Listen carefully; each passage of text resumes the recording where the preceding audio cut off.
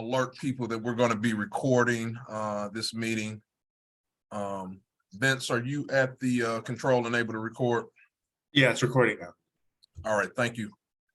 All right. Well, good morning, everyone. Happy New Year.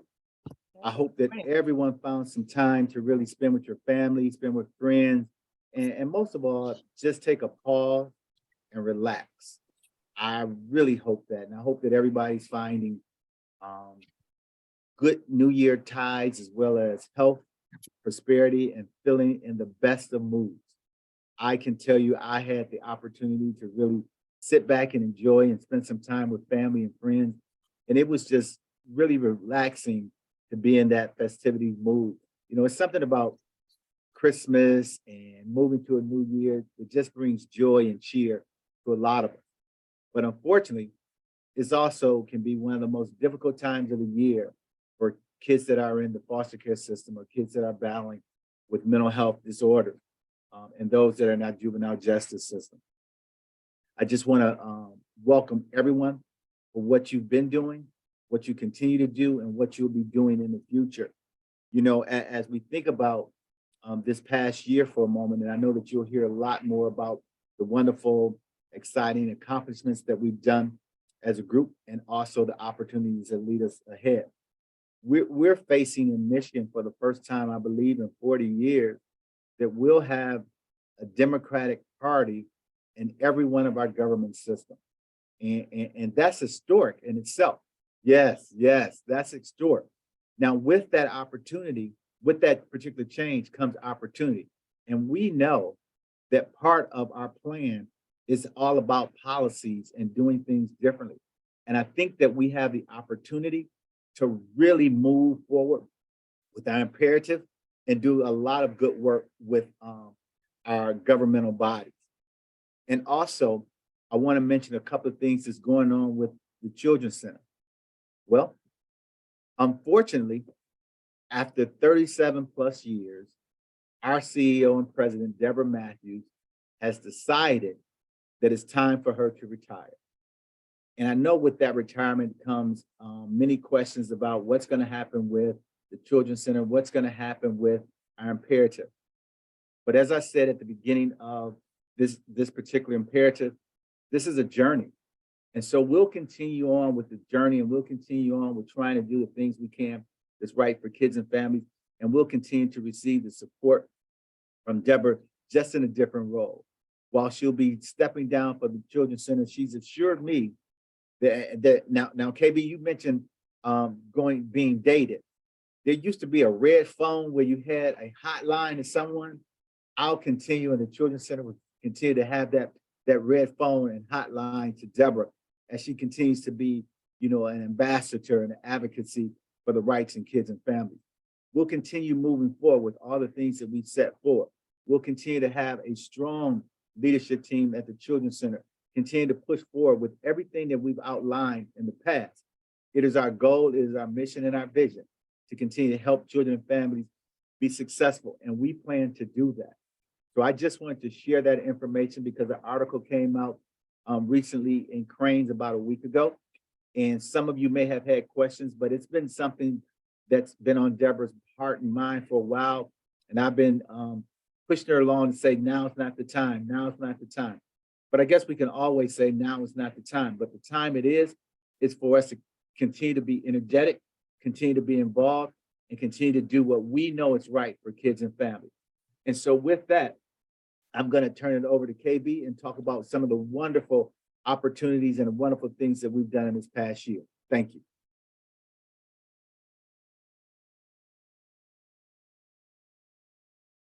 Thank you so much, George. I'm actually going to turn it over to Aubrey for the year in review, but we just wanted to make you aware of what is going to be happening in today's meeting. George just gave us the welcome and reassured us that the work of the imperative and the Children's Center will move on and move forward in a strong and meaningful way. Despite Deborah's retirement, we definitely have plans in place to ensure that the work of the imperative goes forward. We'll also be looking at moving forward in 2023 And we'll be having a breakout activity around our community outreach and town hall meetings that we have coming up in the spring. And then lastly, we'll have a Q&A session. And so Aubrey, I'm going to turn it over to you to take a look at 2022 in review. Thanks, KB. All right, so we've done a lot over the last year, and so for those of you who have been around with us since the beginning, we launched Crisis to Connection really in the fall of 2020. KB and I were hired full-time to support this effort in January of 2021. So we've been going full steam ahead with a lot of the work that we've been doing. And so over the last year, we also added internally, we added a new team member, Vince Asta. He is our full-time community engagement specialist. So now we're a team of 3, which is really awesome. And it's been great to have 3 of us working alongside each other to move this work forward. Some of the trainings that we've been implementing for the last 2 years include the Dismantling Racism and ACEs training. And to date, we've trained 152 staff in dismantling racism, which is a huge accomplishment for us because this is a 4-month-long training. So for us to be able to implement, we've been implementing 2 cohorts at a time over the last about a little over 2 years. And so almost all of our staff have been fully trained. We have a few more to go, but it's been really great. And KB has been one of our amazing trainers. And so it's, we didn't realize that we would get to this point so quickly. So we're happy for that. And we also have trained 164 staff in ACEs, an introductory training. We have a trauma care team, which provides trauma debriefings following a traumatic event. We provide that to staff at the Children's Center, clients at the Children's Center, as well as the community. And we were able to build our team to a team of 16 over the last year, which is really exciting for us. So we can begin to provide and support the community at a larger capacity. We have been working on developing a comprehensive trauma assessment proposal to be able to provide the Tri-County area with a comprehensive trauma assessment that many children and families are required to receive and are referred to receive through the state. So we're hoping to be able to be a provider of that for the Tri-County area. We're also working on a work plan to address implicit bias and incorporating a trauma-informed lens into the diagnosing of our clients. And in terms of our community engagement, we continue to implement our strategic planning subcommittee that started in October 2021, and that group has been working really hard to develop our community-wide strategy, and we anticipate the strategy being completed in the next probably 3 or so months.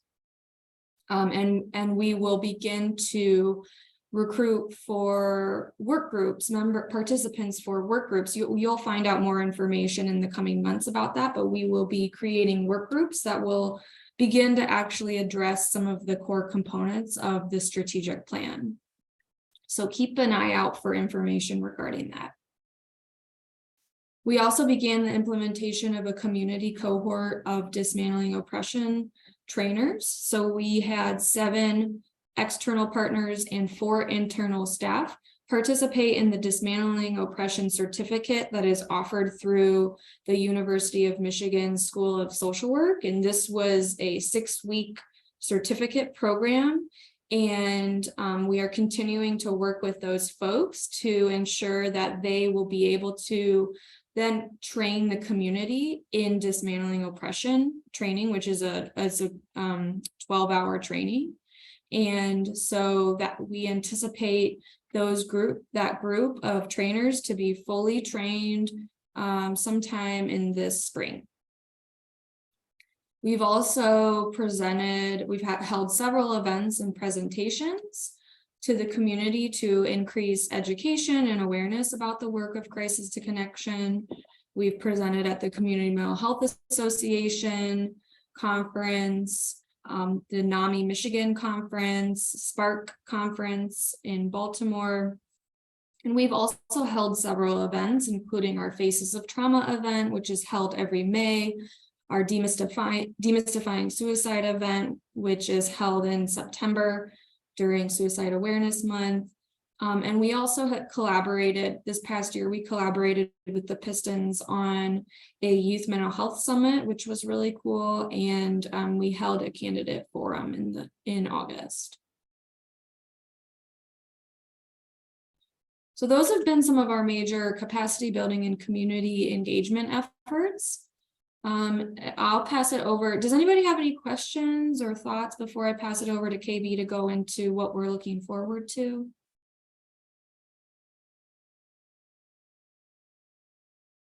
Okay, KB?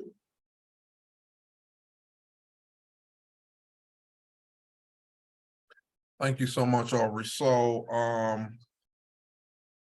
as Aubrey indicated, we have done quite a lot the last 2 years, and especially in 2022. And all of the things that we're doing, I want you to keep in mind that they support the work of Crisis to Connection. So those events that we put on, they amplify the message about mental health awareness for young Black boys, especially. Some of those events have been focused on Black boys. Some of those events have been focused on the LGBTQ+ community, but all of the events work in concert with the work of Crisis to Connection.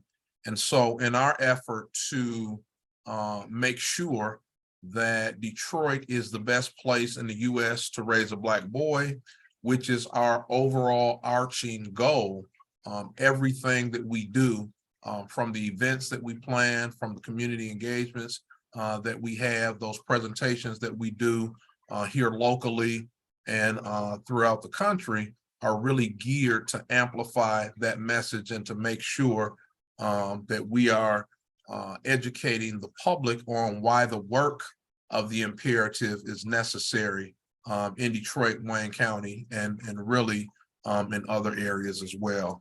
And so as we begin to look forward to 2023 from a capacity building standpoint, and capacity building not only operates from an internal standpoint in terms of what we're doing at TCC to become a trauma-informed, anti-racist organization that understands how implicit bias and systemic racism impacts the life trajectory of Black boys.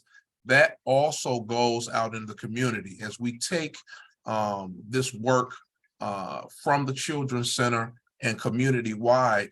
It's going to be important that we identify and secure multi-year funding opportunities. One of the things that we did at TCC when this imperative had its birth was to look at what we needed to do as an organization to better serve Black boys.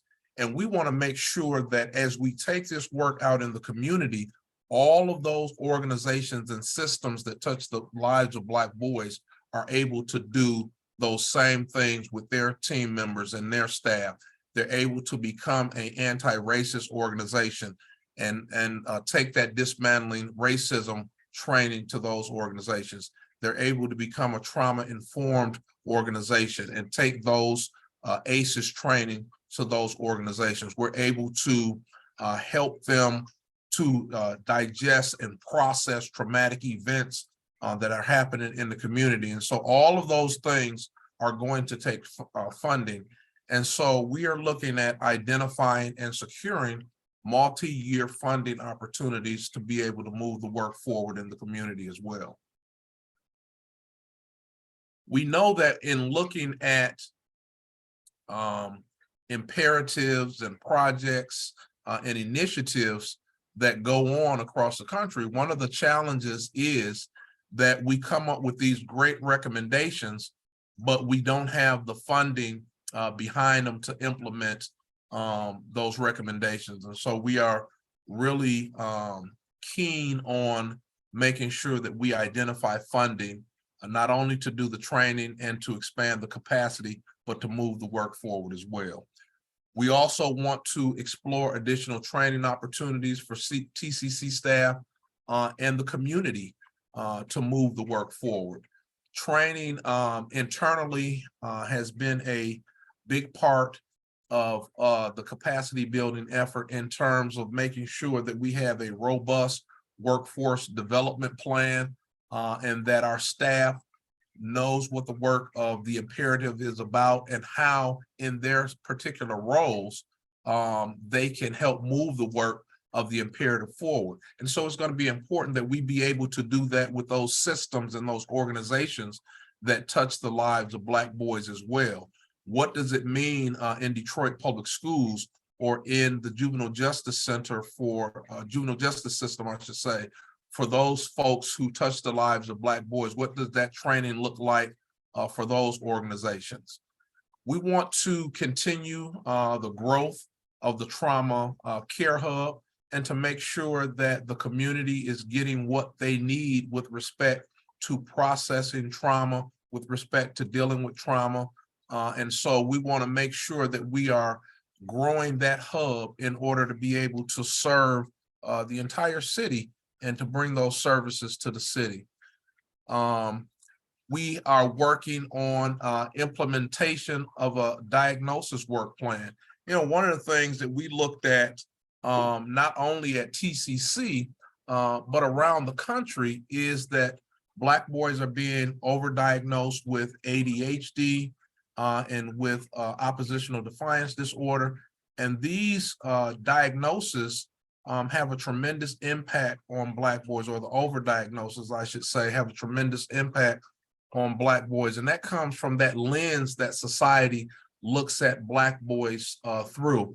And so we want to make sure that at TCC, we are taking care of what we need to take care in terms of properly diagnosing Black boys and ultimately being able to let the psychiatric and mental health community benefit from the work that we're doing inside of the organization, really looking at how trauma presents itself and the distinction between trauma and those diagnoses that Black boys are being overdiagnosed with. We're looking at the development of a tri-county comprehensive trauma assessment. Right now, families in the Detroit area have to travel, I think it's about 2.5 hours to receive a comprehensive trauma assessment. And some of these trauma assessments are court ordered, so they have to do it. And so we want to be a resource for the community to be able to get those comprehensive trauma assessments right in their home, right in the Detroit area. And so we're looking at the development of being able to do those comprehensive trauma assessments right in Detroit from TCC.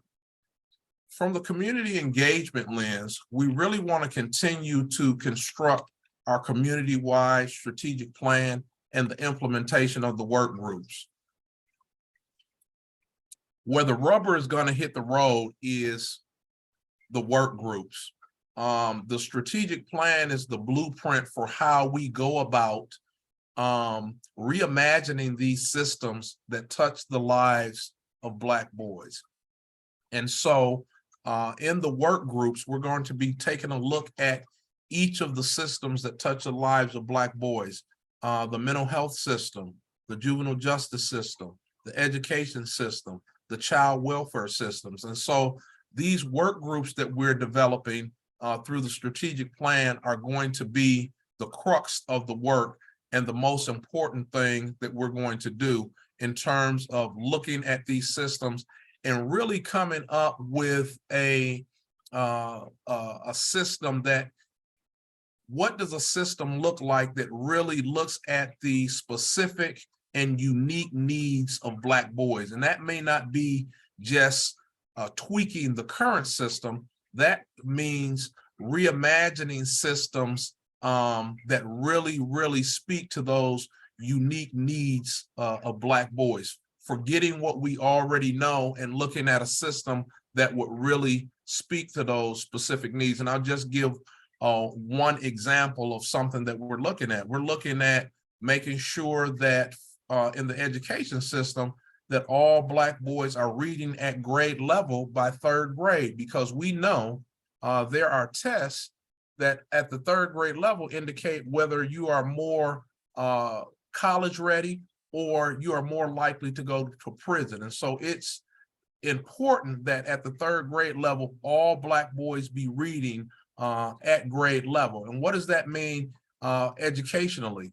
That might not mean just looking at the education system, because we know that when Black boys or when young Black children come into the education system, many times they're already several years behind, because parents are the first teachers. And if they aren't getting what they need at home, then when they enter the education system in kindergarten, they're already behind. And so that might mean looking at making sure that all Detroiters have access to high quality preschool education, and that parents have what they need to be able to equip their young people before they even get to preschool. And so that's the type of thinking outside of the box and outside of the system that these work groups will be getting together to come up with those types of ideas.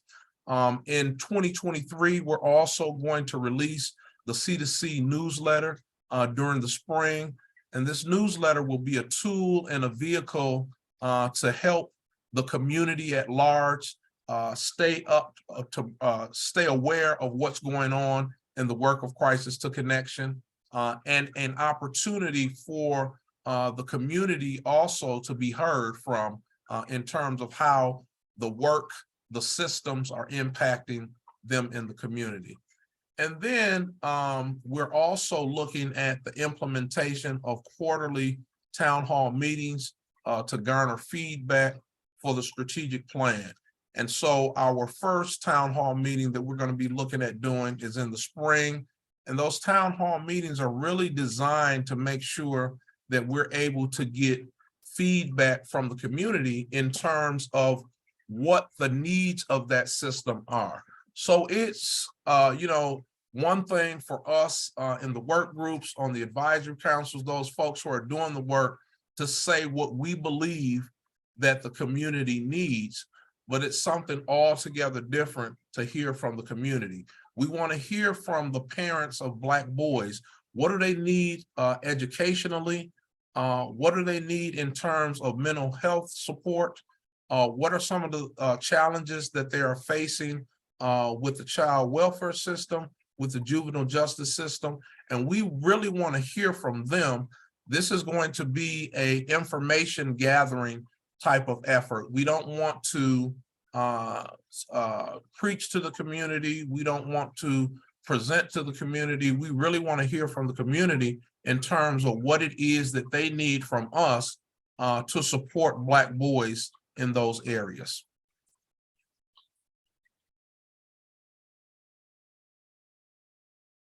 Do we have any questions with respect to what we're going to be doing in 2023? George, I saw, was that a question that I saw from you, George, or a comment? Not necessarily a question, just bringing to everyone's attention that as you were talking about education and importance of it, and also looking at juvenile justice issues, that recently in other states, we've heard about a 6-year-old shooting a teacher, and then more recently, a 4-year-old was seen carrying a weapon. And I know that today, there's a lot of different events about gun control and gun violence that will be occurring in Lansing and also locally. Yeah. I have a question. Yes, Willamette. Could you just describe a little more briefly the trauma care hub and how that relates to implementation of other trauma care activities? I want to Yeah, let okay. Aubrey speak to that. Okay. Yeah, so there's a lot, we're currently working on building a trauma care hub. And so what that really looks like for us is being a premier provider of trauma-informed services and care, and being a resource to the community for other organizations to look to us to learn about ways that they can implement trauma-informed care. So part of that is a part of our hub. We like to think of our hub as kind of like the umbrella, and under the umbrella is our trauma care team, which is a team that provides debriefings following the event of a traumatic event. So that's really a benefit to the community. It's a free resource that we want to raise awareness about and share that with the community so that we can help heal the community together. So that's a resource that will fall up under the trauma care hub. We'll also, part of the comprehensive trauma assessment is under the trauma care hub.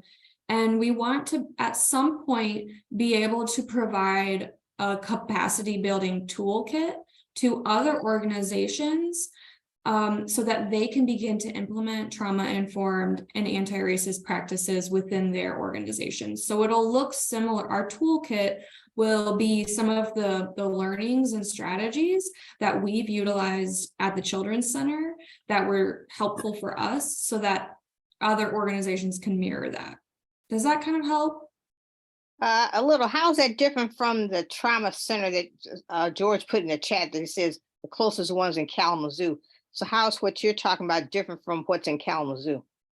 So the CTAC, the Children's Trauma Assessment Center in Kalamazoo, provides, they're very specific. They provide trauma assessments that are they're like 8-hour intensive assessments that they're specific to when a child is referred by the state or by the court and is mandated to receive this assessment. They'll go over to CTAC, receive this assessment, and then it is used as part of their, I believe, their court documents and their treatment plans. I'm not super familiar with all the work that they do, but I know that they're more focused on the assessment side. So we don't do that. Not currently. Okay. I mean, there's a We don't couple of, do CTAG in Kalamazoo is one of the only organizations that has a contract with the state to provide that level of assessment. And it's something that we're looking at to bring closer, because as it is right now, kids from Wayne County have to travel 2 hours, 2.5 hours to Kalamazoo to get that required assessment. And then from that assessment, a treatment plan, the information is shared back to an organization who will develop a treatment plan to assist and support that youngster who may be in need of those services. But we currently do not provide that, but we are trying to be optimistic and aggressive in speaking with people in Lansing to see if that's something that we can provide locally. I'm just shocked that we don't already do something like that in terms of assessment, because we have kids who have been traumatized in a number of ways for years. And I thought that was one of the things we did in terms of when they're identifying, they come to our doors, we do some type of comprehensive assessment so that we know what team member or area of our organization needs to work with that family, with that child and that family. We do provide a clinical assessment, but not to the degree that we're talking about from that trauma lens. We've embedded trauma into our work. So we're doing it, but we don't have a contract from the state to do what Kalamazoo does currently. So, Okay. so you're absolutely correct when you say, does the Children's Center provide a comprehensive assessment? Yes, we do. Do we look at it from a trauma lens? Yes, we do. But we're not contracted by the state to provide that 8-hour type of assessment that's provided by CTAC. Okay, thank you. I see Alicia has her hand up, and I'm gonna take your question or comment in 1 second. I just want to make sure that the group understands how trauma ties into all of the work. So the tenets of Crisis to Connection, or one of the tenets, I should say, is that young people, Black boys in particular, who are experiencing undiagnosed and untreated trauma are being impacted because that trauma sometimes presents itself like those other diagnoses that they are being diagnosed with, the ADHD, the ODD, the conduct disorder. And so we want to make sure that our organization, in particular, coming out of the gate, is really in a position to diagnose all children, but Black boys in particular, accurately based on the trauma that they have experienced. So society a lot of times looks at Black boys through the lens of what's wrong with you instead of what happened to you. What is the trauma that you have experienced that is causing these behaviors, these attitudes, this conduct? And we know, based on taking a look at our own diagnosis at the Children's Center and diagnoses around the country, that that's not happening accurately enough. And so that's why the focus is on that trauma piece at the Children's Center, and that's how it ties into the work of Crisis to Connection. So undiagnosed and untreated trauma, implicit bias, and systemic racism having an impact on the life trajectory of Black boys, and then what are we going to do about it? Alicia. Hi, good morning. I just wanted to say that I think this is definitely something that's near and dear to me. I have boys, and we're also a family at the Children's Center. With that said, though, I am also representing 482 Forward, which is an education justice organization, and I think the direction to go to connect this thing in education is definitely, I don't see any other way that it can't go any other way. With that said, though, I wanted to just offer first that as 482 Forward, we would really like to have some conversations beyond this and further to just kind of think through how we come on as real intentional partners in this and be able to think through some other strategies and some other things as it relates to the education path and what that means. So I would really like to do that first. But secondly, I wanted a little bit more clarity, and I know there are some breakout sessions and we're going to talk about this probably a little further. But in terms of the objective or what we're really trying to get out of this from the community standpoint. I mean, I get the trainings, I understand the capacity building and getting everybody prepared to be able to handle this, but from the community or from a parent's perspective, what is it that we're hoping that the community learns or receives from this? Is it just to be trained so that they could be aware? Are we thinking through what do they do with this information once we've been informed? Or is that something that we're still going to be just kind of working through? I just wanted to kind of get clear if there's some conversations about how the community will be helpful in this and kind of moving the work forward. It's two-way communication, Alicia. We want to first set the context for the community with respect to the challenges that Black boys are facing, the crisis that Black boys are facing here in Detroit and Wayne County, from an educational standpoint, from a juvenile justice standpoint, those challenges that they're facing, to really educate and make the community aware of why the work of Crisis to Connection is necessary. How Black boys are disproportionately suspended from school, how Black boys are disproportionately overdiagnosed with ADHD and ODD, from a mental health standpoint, how economically 99% of US neighborhoods across the nation, Black men earn less than white men who grew up in the same economic conditions as they did.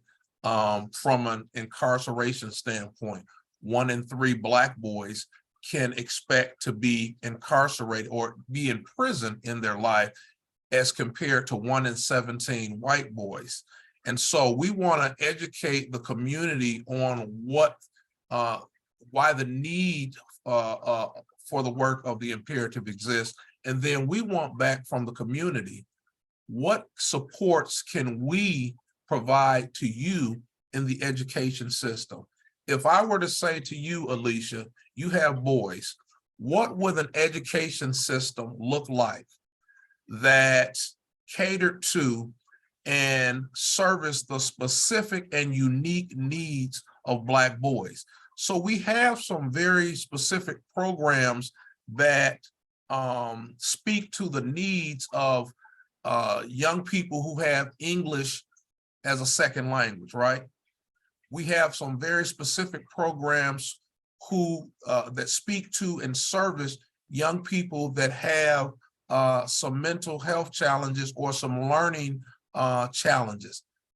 We don't have an education system that speaks to the specific needs of Black boys. Black boys are kinetic learners. I'm a former educator, I know that. Do we have an education system that really deals with those specific needs? And if we don't, what would that look like from the community's perspective? From your perspective, Alicia, what would an education system that supports Black boys specifically look like? How would that be designed? How do we reimagine that? You don't want to get me started. I'll just go down this rabbit hole. But let me tell you something. I've always said my son, Judah, he's 17 years old. He plays football. I always said, it's too bad we can't have classrooms on the football field, because there's something that happens for him on the football field that helps him to engage more and connect that does not happen in the classroom. But that's why— Alicia, who says we can't have classrooms outside? Who said that? Listen, this is what I'm saying. Listen, don't get me started. But this is some of the reason why I would really like to have more conversations. And I see Rep. Stephanie Young is on the line. I would like to have more conversations regarding the education path, because some of this lies in the legislature as it relates to policy. So I'll just put this out here. Right now, we are working on writing legislation that deals specifically with facilities and special education right now. We are in the process of that as we speak. And then there's also some things, of course, underfunding is definitely at the core of this. And we're hopeful that with the trifecta, that some of these things can come to reality. But that's why these conversations between the Children's Center and other community partners and folks like us in the education realm need to really be happening, so we can all kind of be on the same page about what needs to be included, what we need to be talking about, and what we need to be focusing on. And with representatives like Rep. Stephanie, who could possibly advocate and push for some of the things that we are fighting for, definitely would just be a win-win. But I just, but I don't want to go down that route, because it could take me somewhere else and I'll be talking for 6 hours. But I definitely want to just say that we definitely want to be on board with this and talk a little further. I have to hop to another meeting, but I wanted to at least get a little bit of this and get in a little bit to let you know we're very interested in talking more. And I see William Weir is on here. He's one of the members and leaders at 482 Forward. So definitely, I want to just say yes, yes, yes. And just I look forward to it, just not only as 482 Forward, but even as a parent who struggles, who has struggled Yeah. with this. And Cheryl, you know what I'm talking about. Our sons went to school together, who struggled with this forever and ever, and still struggling, and still in the fight, but still struggling. So I'm just a yes all the way. And I'm looking forward to some of the creativity and ideas that how this can really build out, because I think it's super, super important. And it's been far overlooked for far too long. And so I'm just interested at least in making some kind of impact Two quick things Alicia, that's before- why we exist. The imperative exists because what we recognize for a long time is organizations and programs have been going at it by themselves in a silo. But when we come together as one to address this important issue, we can move things. And then the other point I wanted to make is we're not trying to keep the system as it is. We want to reimagine what a new system would mean for our kids and our boys. And it's far time that we stop doing the things that we would tweak things. Like you had a system that's dedicated for boys and juvenile justice. And then when the issues was girls, so what you did was paint a building pink and you said, okay, we did it. We need to transform what we're talking about and not be unapologetic for why we're calling out the issues that we need to address in our Black boys and continue to move that platform forward. It is going to take policy changes because a lot of the things that are embedded is systemic. And until you unravel that systemic issue, then we can't have the impact that we want to have for these kids in our community. And then from an economic basis, we have to begin to paint that picture of you're losing viable citizens who can help the community because of what you're doing. So we're holding a whole community back, and that's not beneficial for the economic world to move things forward. And Alicia, you'll be happy to know that William serves on the subcommittee for the strategic plan, the community-wide strategic plan.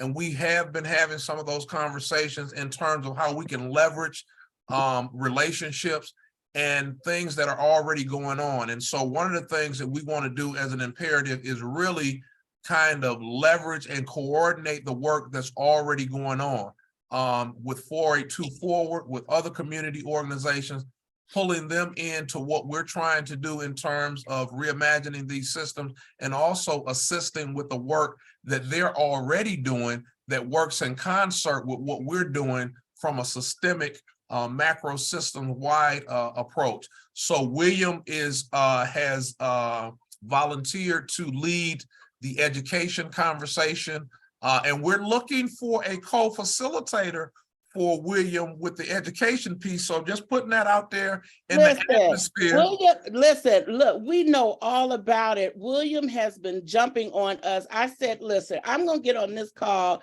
because William he keep beating, like, look, you are, so we've been a yes, we've had to work some things out internally, but we've gotten ourselves straight, right size now. We're doing a lot of things, but definitely yes. William, I'm telling you, he is a super leader in 482. So of course, absolutely. So the answer is yes. And so I look forward to further conversations. So William is the man. That's all I can say. Thanks so much. That's a lot of pressure, William. Thanks, Alicia. We look forward to working with 428 Forward as we begin to formalize some of the partnerships and relationships that work of the imperative forward. That's going to be extremely important. And we're having those conversations at the advisory council level and at the subcommittee level in terms of what relationships are a must and important for us to develop and formalize in order to move this work forward. Are there any other questions or comments with respect to anything that we've talked about today, the work that we've done in the past in 2022, the work that we are planning on moving forward with in 2023?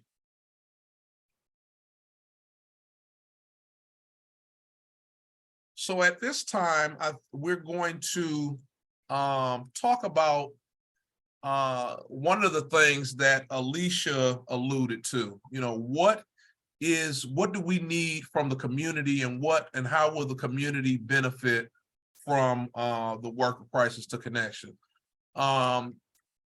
Our first town hall meeting is going to be in the spring of 2023, and the focus of that town hall meeting is going to be mental health. So the Surgeon General has called mental health one of the leading crises in this country. And I do see your hand, Rep. Young, and I'm going to let you chime in before we go into the breakout rooms. And so the reason that we're starting with mental health as the first focus is, one, it's in our wheelhouse at the Children's Center. It is our specialty. It's what we do. And we know that it is so very important in terms of the life trajectory of Black boys. And so we want to hear from the community. We want to get voices like Alicia's heard in terms of what are the challenges that you are having with this system? What would a system that really spoke to and catered to Black boys look like? What are the challenges that you're having? What are the improvements that you see that can be made to the existing system? Or do we need to tear the whole thing down and start all over again? We want to hear from the community to educate us on what it is that they're experiencing, what it is that they're challenged with, what it is that they need. And we will be taking these town meetings in the community throughout the city of Detroit and the county of Wayne in order to hear from the community on just that. Rep. Young, I'm going to let you jump in, and then I'm going to explain what we're going to be doing in the breakout sessions. That sounds good. Well, Happy New Year, everybody. Thank you for, I got these two screens going. One had me looking like I'm looking at the sky. Okay, let me look at the one that's below where I look normal. Happy New Year, everybody. Again, so excited to be a part of this work.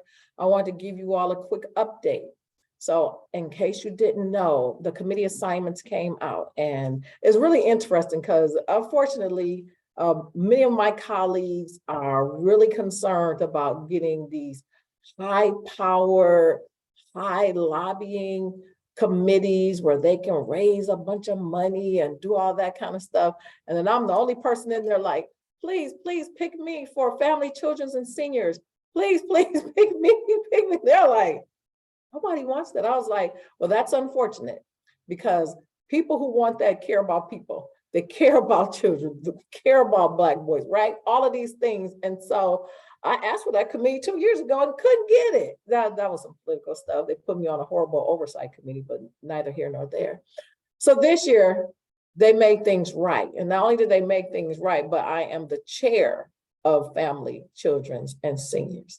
So why is that important? All of this work that we now have a statewide platform to get our message out. As I'm building out my agenda, you all will be doing presentations before my committee on this. When it comes to our financial ask, we kicked the meeting off with what changed in Lansing. We did the trifecta. We haven't had a trifecta in 40 years. 40 years. And we know that you only really get 2 good years at a time because the House runs every 2 years. So you don't know. They're already running attack ads against members right now. So folks don't play. So we got 2 good years to get some things done. So we got to move quickly. And that's what I wanted to be able to put on your radar. Get prepared. I'll be putting my agenda together right now. I'm going to need you all to come to Lansing, testify in front of my committee so that the state will know the work that you're doing, the importance of the work, and how it can be replicated in places like Saginaw and places like Benton Harbor, dealing with the exact same issues that we're dealing with. We are not trying to keep this information in a silo. We get it. Everybody needs to know about this work. So, and I'm on a panel for criminal justice reform, and it's outside the office. That's why I was like, before we stop the breakout, let me hurry up and get in here. If anybody has any questions for me, let me, go ahead. I got a quick minute, and I apologize for kind of hijacking the meeting, but I didn't want to just disappear without letting you guys know what I believe is great information. And one of my, Forrest Gump, bestest good buddies, former state representative and now Senator Sarah Anthony is the chair of appropriations on the Senate side. And so that you guys have no idea how that's really, really good. Good for us and for any type of financial appropriation ask that we have. We have an ally on our side, somebody that I'm very, very close with, and Senator Anthony. So I got that. Rep. Young, we definitely need to get invited so we can present the C2C presentation. Yes. As well as our concerns and advocacy on children and families as we address all of the things that you really believed in. And I know that you champion every single day as we talk. It's important that voice is heard, and then not only they hear from providers like us, but they hear about the imperative and they hear from families. It's important that they really have a good understanding of the challenges that are ahead of us and why some of the systems are holding us back. And I think that you have really lined it up. Now's the time to stop talking and really do some action and take some action, because we know if we can change some of the laws and the legislation, that will hold and drive the future. Yes, sir. And so this is going to be a quick turnaround. I'm asking you all to be prepared to come and present one day in February. What's February? Black History Month. It all makes sense, right? We do things very intentionally. And so we'll have 4 opportunities in February. I'm going to have my scheduler and LD, Kevin Shropshire, reach out to you all and get you on the calendar. And we're going to set that up as quickly as possible. I'm excited to do it. You know, thank you all. Thank everyone on here. We show up whenever you guys call. And I'm really excited about working with you all on these town halls. And start with mental health, mental wellness, real quick. So we have a health policy committee, but because of all the work being done in the mental health space, we've added a extra subcommittee to health policy so that work is focused on there and doesn't get lost on all the other things under health. So that's important. It has its own committee, and then we'll even be able to potentially go and talk to them about some of the work around the health, mental health that we're doing with our young people. I was with a community leader over the weekend who reminded me that the 13-year-old who shot himself live on social media was her nephew. Yeah. Right? It's preventable. So that's all I got. I got to get, if anybody has anything else, we're going to reach back out. We're going to get you on there, and everybody's invited. Look, I'll request a bigger room. Let me tell you, we're going to make it a capital day. We're going to get a lobby day. We'll get in everything we can. Okay. Thank you. Absolutely. All right, now take care, everybody. Bye, KB. Bye, Elizabeth. Rep. Young. Thank you. Look forward to the All right. conversation. Appreciate y'all. And so as we prepare our minds to get ready to wrap around this breakout activity, I want you to think in terms of not what the current system looks like. There is a quote that I hear often that says every system is perfectly designed to produce the outcomes that it produces. We know that. And so the current systems are producing undesirable outcomes. So what we have to do as a group and as a community is to unlearn some of those things that we've learned. Alicia mentioned that we can't have class outside. I know of schools that have class outside regularly, often, even in the wintertime. My godson attended a Montessori school that they had class outside the year round. And so there's nothing that says what we can't do. We are not constrained by any barriers or parameters except those that exist in our mind. And so as we prepare to get in these breakout rooms and really consider the critical questions around mental health for Black boys. Let's think about what a system would look like that really spoke to and delivered services for those specific and unique needs of Black boys. And so at this first town hall meeting, we're going to be getting the community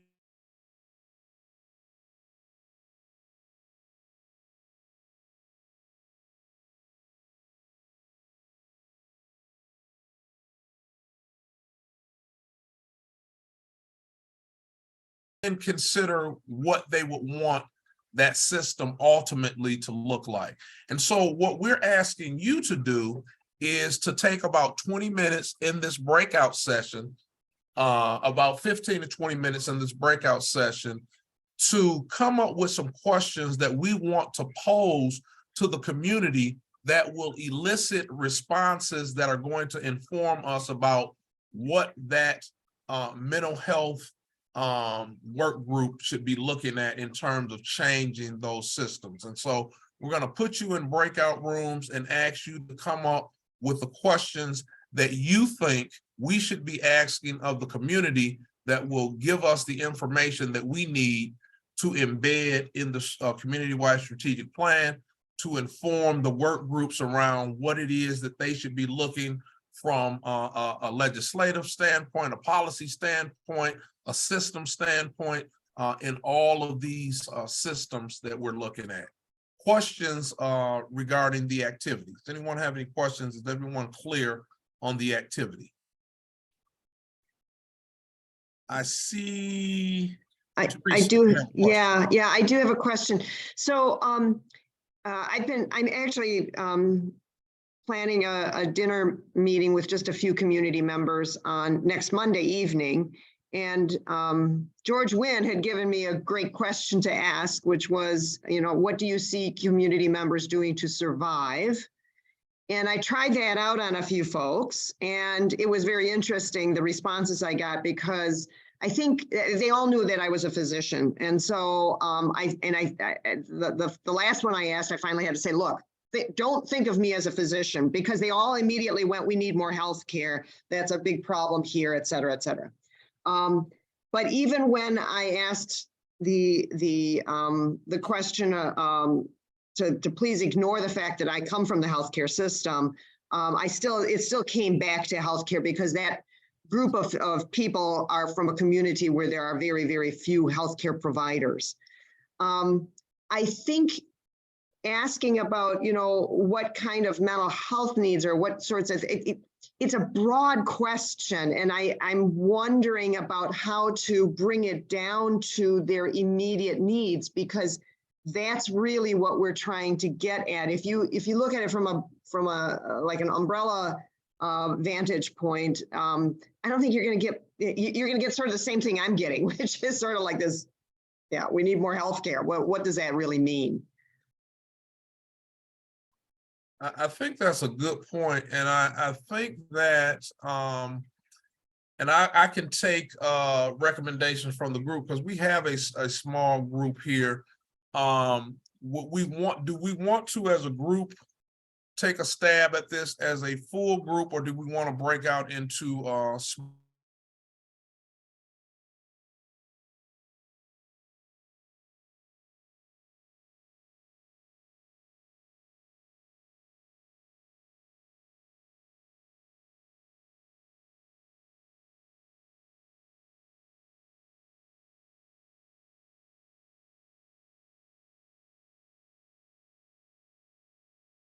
honest, open-ended type of question that elicits what we want. What we want to know from the community is what it is that you need.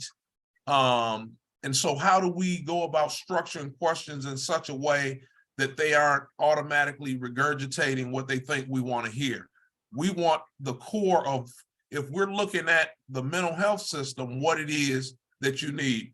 First, I'll let us decide whether or not we want to break out into smaller groups, or is this an appropriate size group for us to take this activity on? Based on the numbers that we have here, I kind of like keeping this group together to brainstorm and get some ideas. You also have with us today, Cheryl. So one of the things that can be helpful is if we have a thought, Cheryl can take that thought and formulate it into a positive question with her writing skills. So, and so can Nancy, which is real helpful. So one of the thoughts that I actually had is one of the things that I encounter probably weekly is that families come to me and say, I have a Black male child who is experiencing issues and I need a Black male therapist. In our system, when we talk about workforce, there's not enough Black male therapists to meet the need. So the question, I guess, is how do we attract Black male therapists to the system?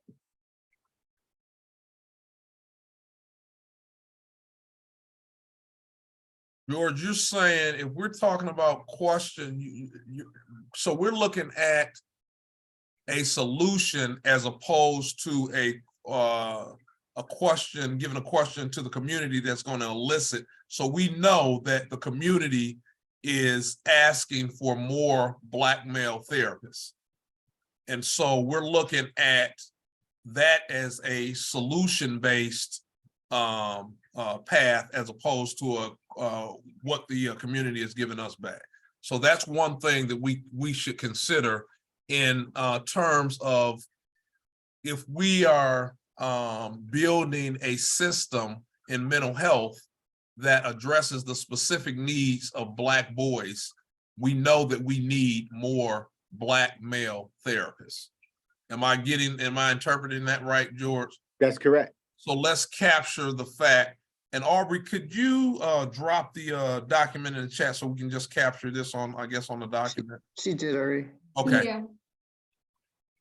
I'm looking at 3 different screens here. I had a question or a comment. I wanted to get back to education because most kids spend the majority of their day at the school age in a school. They're generally not at home. And it's my understanding that over the past, they've sort of integrated all kids in the same classrooms. You know, they used to have special ed classrooms where only kids with special ed with those classes. But I think now they have a little of both. So I would like to know from a parent, what do you feel about the educational process of your child? When they go to school, what do you see and what concerns you about how they are receiving their education? Are they receiving it by a teacher who has some mental health experience? Or are they integrated with a whole lot of other kids? And when you're going to a math class, just because you're in a math class, it doesn't mean that your mental health issue stays outside the classroom. You bring it in there with you.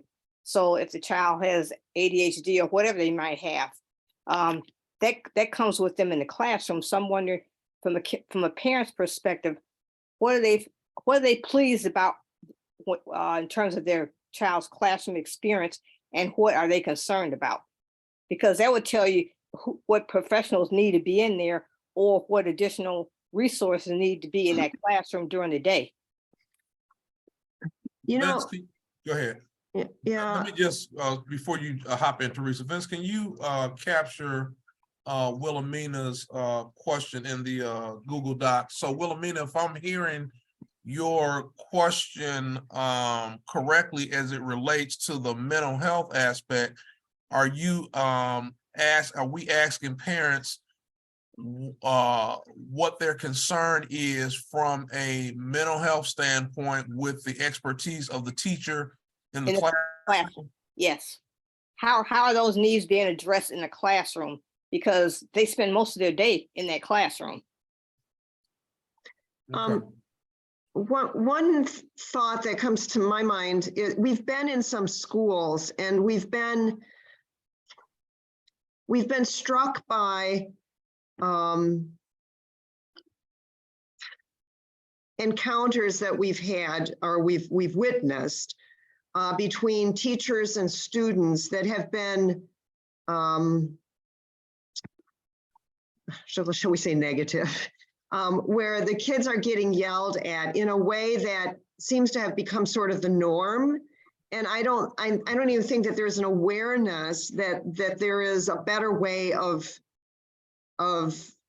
interacting with a kid. And if it were my kid who were getting that kind of treatment, I know that my kid would not respond very well. And I'm assuming that that's the same elsewhere. And yet, I spent many, many years in a clinical setting, hearing parents talk to their kids. And a lot of times that is the way that just has become sort of the norm of being, stop that, don't do that, a very negative kind of an approach. And I don't really see that parents would necessarily perceive a need for that to be different.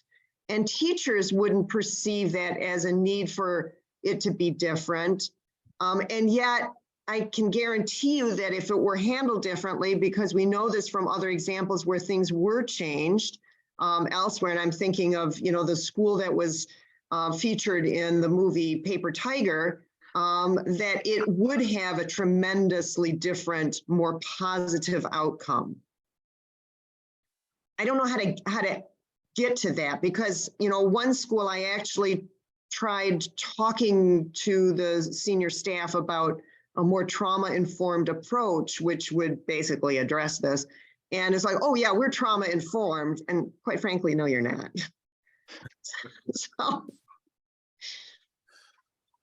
There's a lot of kids who've had special needs, and we've seen on the news this last year and a half, where the school security guard kind of person has literally beat up the kids. And it's pretty much most of the time, it's a child with special needs that gets beat up by these security officers, gets slammed on the floor, slammed up against walls. And I'm wondering, how are the parents reacting to this kind of treatment of their children? Because a lot of times these folks don't have the background or the training to know a different way of helping that child come down, from whatever their anxiety is at that moment.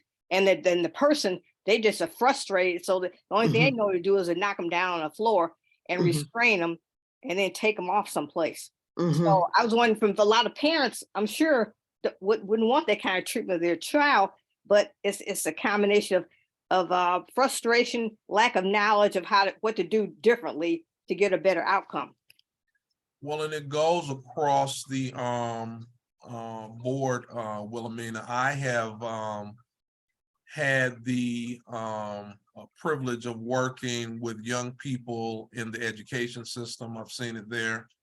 Working with young people in the juvenile justice system. I won't even name the county that I worked in the juvenile justice system, but many of the first responses was to physically restrain a young person instead of de-escalating them.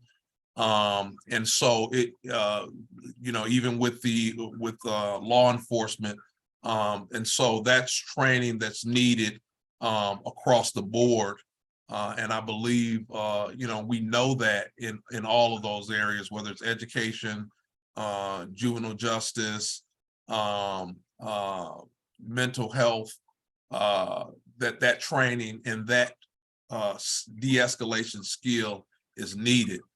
I want us to bring the focus back to this mental health conversation and really look at Teresa's recommendation to structure questions in such a way that if we're focused on mental health, and it can be mental health in any realm. Well, Amina, you make a good point that young people spend much of their time in the classroom. And so what's, from a mental health standpoint, what's needed there?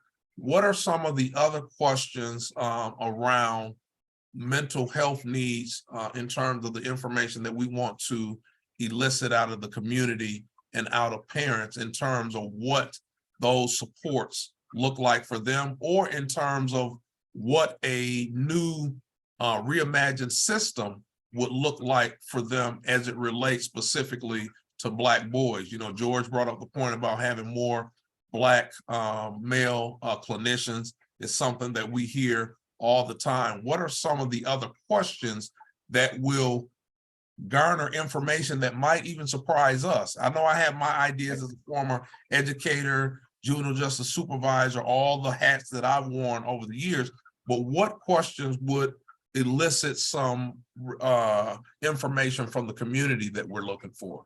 You know, KB, one of the things that you had in a previous slide was about access, but do we know how families define access? And the reason I'm asking that question is because I can tell you from a behavioral health or mental health professional and administrator, access for mental health means that everyone gets the opportunity to access the system, but appointments are 14 days out, and then you have another 14 days before you actually provide a service. I don't know if that's what access means for a family, because when you're in crisis and you call, you're not looking for access to a system 14 days later. So just helping us understand what does access really mean for them, I think is a question that we should ask. Okay. Yeah, that's a great point, George. Or where, as a parent, where do you take your child in the middle of the night if they have some kind of mental health episode that you can't control? What do? A lot of them probably say, well, I call the police or I take them to a hospital. I don't know how many hospitals have a crisis therapist right there on staff at 2 o'clock in the morning. Right.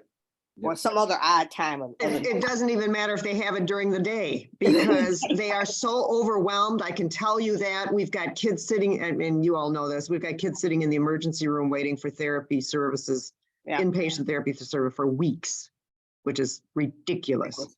right. I think going back to Kelvin's point, what question would we ask the community? I'm quite sure KB remembers being a classroom teacher like myself. You're going to get the simple question, what alternatives do you have besides expulsion?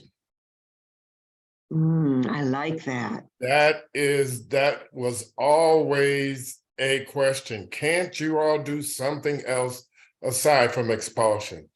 And I also like to caution us, and it might be cultural, but we have to be careful the way we frame things around mental health, because culturally, we don't like to be, our culture doesn't like to hear that my child has a mental health problem. So we have to be, explaining trauma and all of that. That sounds good to us because we know about it. But when we frame these questions and talk about this, I think we should be very careful how we use the term mental health. You're absolutely right, William.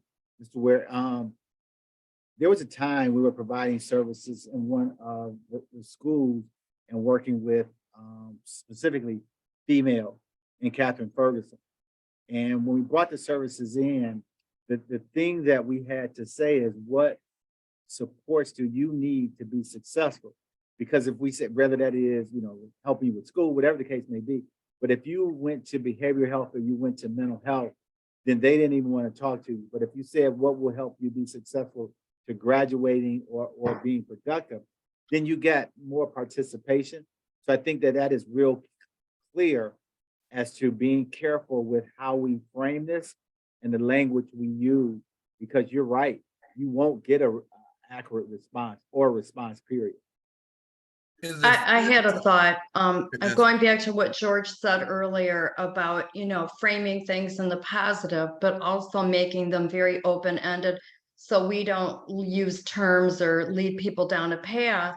Maybe one thing would be to start with our overarching goal, which is to have Detroit be the best place to raise a Black boy. And if we start there and say to whoever the community member is, it's a parent, it's somebody in the juvenile justice system or healthcare, whatever, and we say, from your own experience and your own personal observations, if that's all, for all of us, our overarching goal, what is something that you would like to see different? And then it may be that question about, I would love to see when a child acts up in school, what could we do other than expulsion? Or for my son who is a rock star on that football field. How could we incorporate football or working outside as part of our normal education system? So then it's open-ended for whoever the community member is we're speaking to. And then we're not using our language and we're not saying, hey, you know, did you have a bad experience in this area? They're focusing on one thing, and it's based on their own personal experience that they don't have the solution maybe, or maybe they do, maybe it's the football thing. But they're going to uncover something maybe that we wouldn't think of if we make it that broad. So, I mean, I think that's, if I were talking to the community, that's how I would start out. I That's a think the open-ended fantastic questions idea. are good. A question that I would say is, how do you see or view Black boys? Because they have their views, they have their perceptions, and you need to know that. They can say, oh, I want this, I want this. How do you really look at Black boys? Another question, and this would come before, is ask the boys. How do you view the community? What do you see? How did they treat you? So 2 questions, those are my 2 questions. How do you view and see Black boys? Because we can come up with great ideas, but how do you really look at them? And then ask the boys, how do you feel the community looks at you? So those are my 2 questions, I would think, to really know who is the Black boy. How do you Very see the good. Black boy? Yeah. Kevin, at your barber excellent shops points, at Black Ron. Family Development that you run, what are some of the things that you're hearing from our boys? So to Miss Sister People's point, I guess when we have these town halls, we should encourage participants to bring youth with them. Absolutely. We want to hear the youth voice.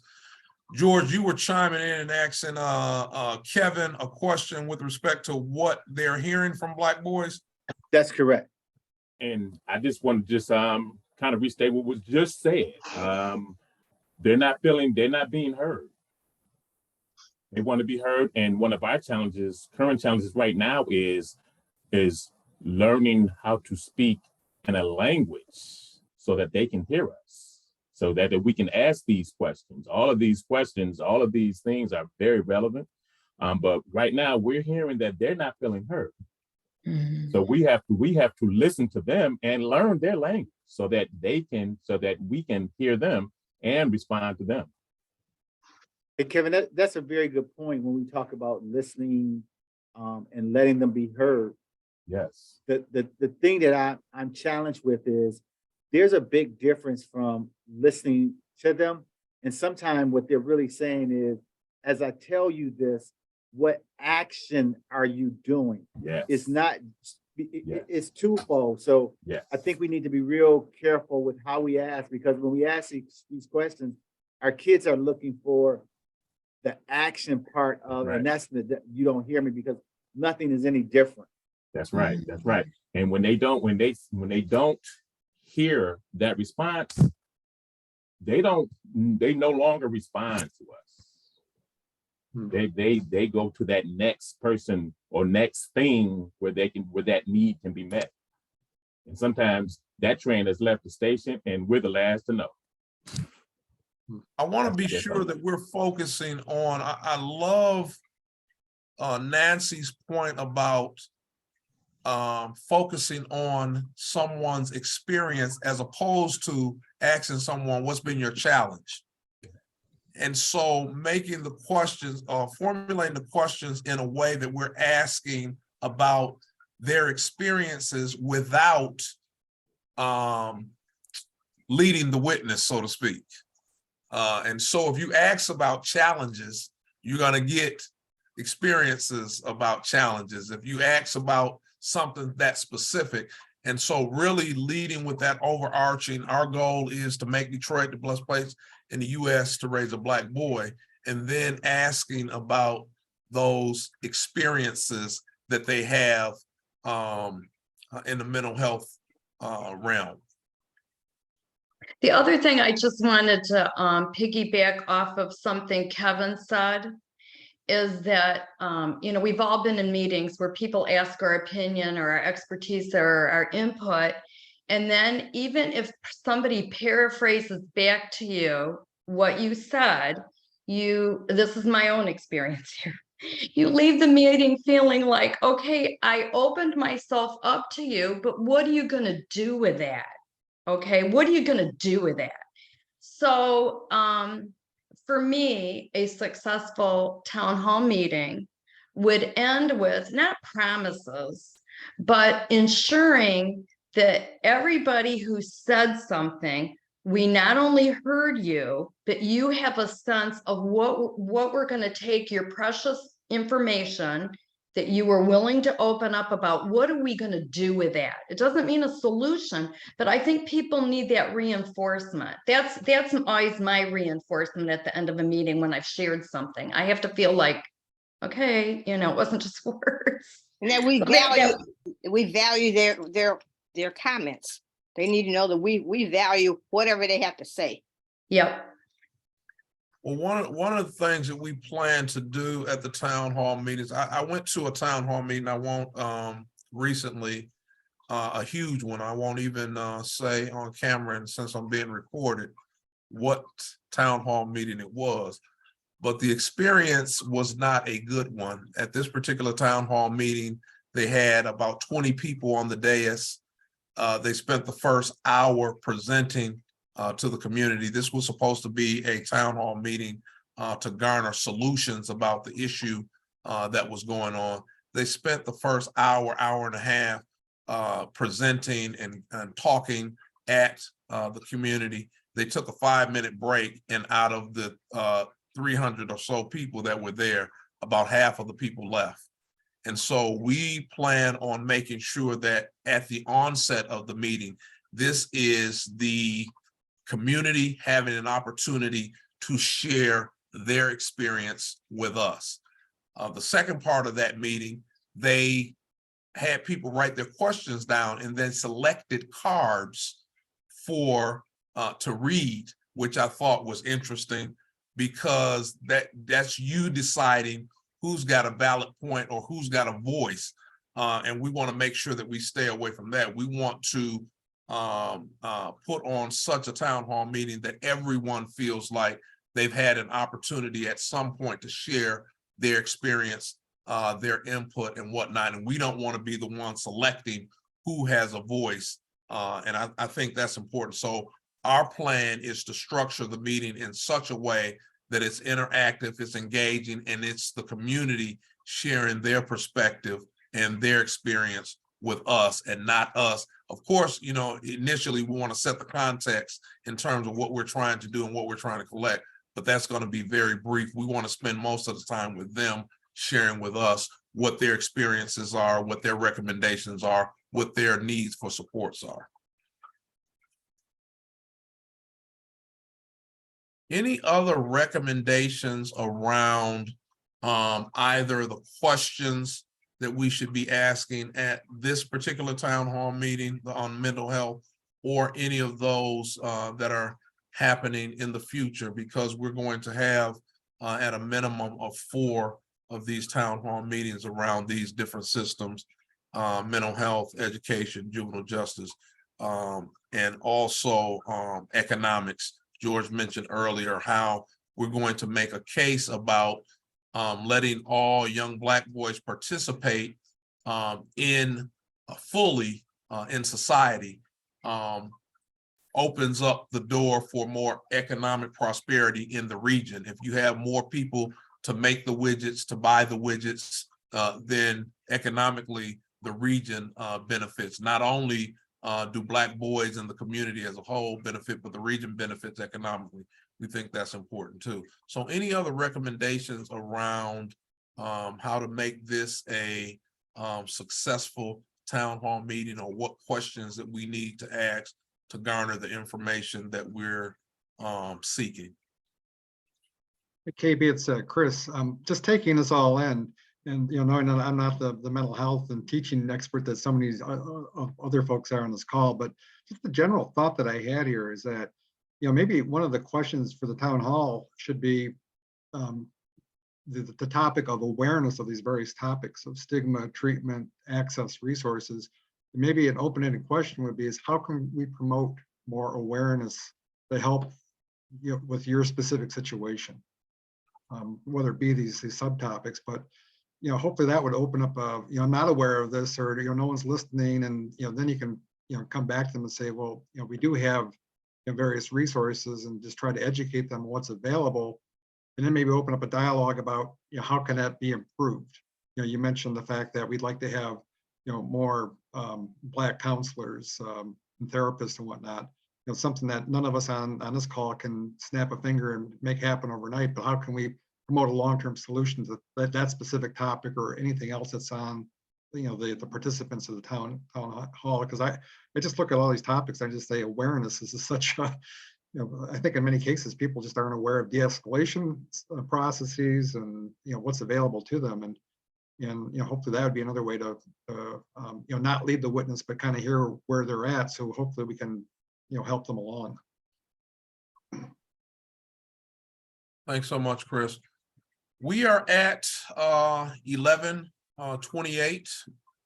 And I want to make sure that we're very respectful of everyone's time, and that we allow you out of here on time. We really appreciate your participation, your continued support and commitment around this imperative work.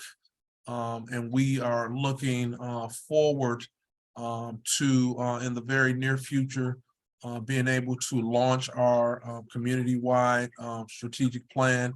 You'll be getting some more information on that. And if there is nothing else for the good of the order, Wilhelmina? I would like to make a request that we get a summary of these meetings, because since we don't meet quarterly, by the time we meet again, I can't keep track of what we talked about the last time and what our takeaways were. And I don't think we ever get meeting minutes from these meetings. I could be wrong, but I don't remember getting it. But I think that will help. That will help me in terms of keeping track of what we talked about. How does the group now? What we are doing is making these meetings available on the webpage, but definitely can talk about getting summaries in terms of where we landed on some of these points and what is the outcome of some of these points as well. Right. William. Just real quick, and this is probably an obvious question, but are these town halls going to be recorded? I'm thinking about people who leave and say, wow, you should have been there because of this, that, and the other. I wish you could have been there. Is there some way these town halls could be recorded where people can access them? And the second thing, keeping Representative Young in mind, will we be sending invites out to people, in the political arena or whatever arena that fits in what we're doing, whether it's mental health, political, etc. So number one, William, because of the sensitive nature of some of the topics that are going to be talked about, especially in the mental health realm, we are not considering recording those meetings. Just like in Faces of Trauma, people are sharing their own personal stories that could be very activating or triggering, and we want to be respectful of that in terms of getting a different response than you would get if you are recording that information. To your second point, in terms of the folks that we're going to be inviting to come out and support these meetings, we will be reaching out to a wide variety of people. The community as a whole will be invited, with some very specific folks around the topics will be invited as well. So some mental health professionals, some legislators. Once again, we're not going to have a dais of 20 people talking at the community, but we do want to have some experts there in the room if the community has questions to be addressed as well. Thanks. Did we get an answer about the minutes sharing of this meeting? I didn't hear you say if you're gonna do it or not. Yes, that's something that we're going to talk about, consider Wilhelmina, and see how to move that forward. Okay, thank you. My pleasure. Okay, everybody, we did get out 2 minutes late. We apologize for that. We wanted to make sure that we had all questions answered and all issues addressed. Thank you so much for your continued support and commitment. We'll see you next time.